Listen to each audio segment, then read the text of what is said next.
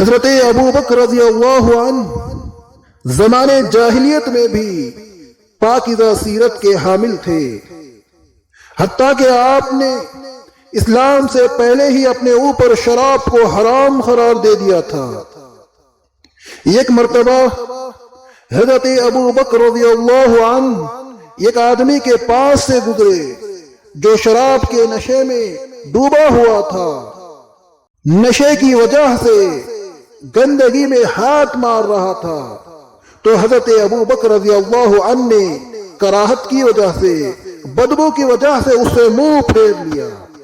پھر آپ نے فرمایا شراب نے اسے اس حالت تک پہنچا دیا ہے کہ میں کبھی بھی اس کے قریب بھی نہیں جاؤں گا۔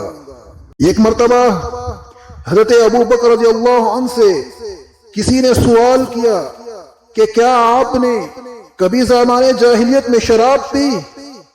تو حضرت ابو بکر رضی اللہ عنہ نے جواب دیا اعوذ باللہ، اللہ کی پناہ۔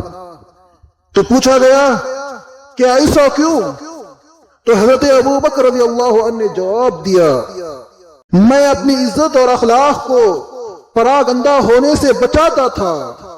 جو بھی انسان شراب پیتا ہے اس کی عزت اور اس کے اخلاق ضائع ہو جاتے ہیں۔